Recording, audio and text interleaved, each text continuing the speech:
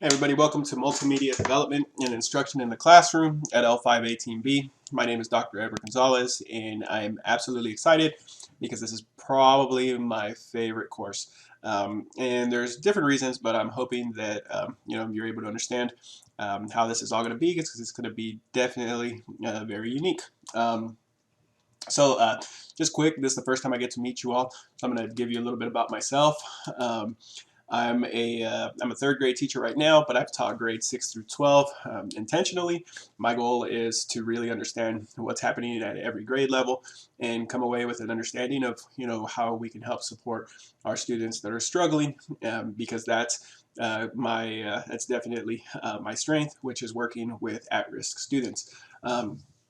What I'm known for in my circles is for leading professional development with kids or conference sessions, and that's what you see happening here.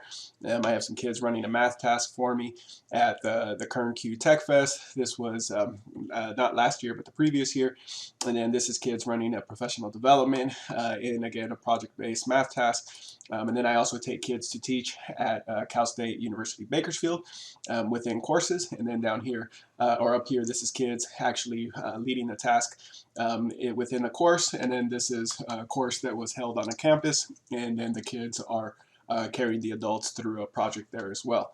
Enough about me. Let's hop into the learning and what you can expect for this semester. So first, the big project here is going to be that you're creating an actual prototype of a CBI, a computer-based instruction software. And what that means is that you're going to be creating either a tutorial or a drill in practice. And all of these will be a little bit more clear as you go through the readings, because everything that you do in this course is going to be in support of the ultimate product that you're going to deliver. The next part, and you can go into this if you go into Dr. Eddie's class App Store here in Power School. And this part is going to be that this is my mock App Store, and what your goal is going to be basically is to deliver a final product that I'm going to go ahead and place here into the App Store. And you, throughout the semester, are going to play the role of a developer, and then I'm going to be your client. So as we meet throughout the quarter, that's how I'm going to be approaching it. I'm going to be approaching it as I'm the client. You have certain deadlines that you're trying to meet. You're the developer, and you're trying to deliver, the product that I'm looking for. Now, we kind of take the role playing a little bit further, where each week I consider it to be an episode. So this is kind of like, or this is a reality show, and each week is an episode where you have certain objectives that you meet, which are the assignments. And then at the end, I do like a recap of the episode or of the week, and then I kind of tease what's coming in the following week. So currently, right now, yes, you are actually in episode 1. But if you go into this page, you'll be able to see this was the winner of last semester. It's a really, really cool project. You can actually click on it so you can see their final project. Don't get intimidated by it at all, though, because remember, this is something that they've been working on for 8 weeks, and this was actually the best one. But it actually looks like a cool, legit little piece of software. This is Credible Sources Investigator. It was created by 4 high school teachers. And it was meant to teach how to understand whether a source is credible or not. And you'll see that all the buttons are clickable.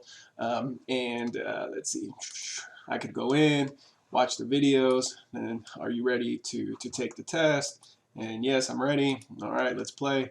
Go into case number 2 or case number 1. Is this happen? Yes or no? After I went through it, I say yes, sorry, you're mistaken, go back and try again. It's pretty cool stuff. Now, this is the end product. So this is what you build to. If you click here on planning documentation, you'll be able to see all the steps that it took to be able to get there. And so I'll give you kind of the overview of what those steps are right now.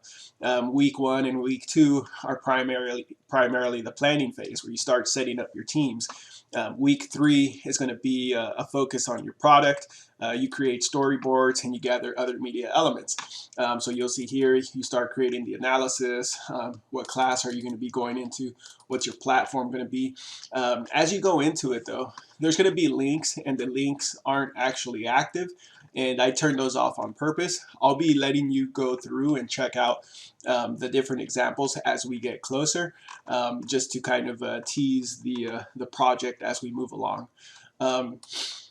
You can check out another awesome one here. This one was this first one was a tutorial, and then this one here was a drill and practice piece of software. You could go into it as well and click on it. You can see what they made. You can look at their planning documentation, which is also done very, very well.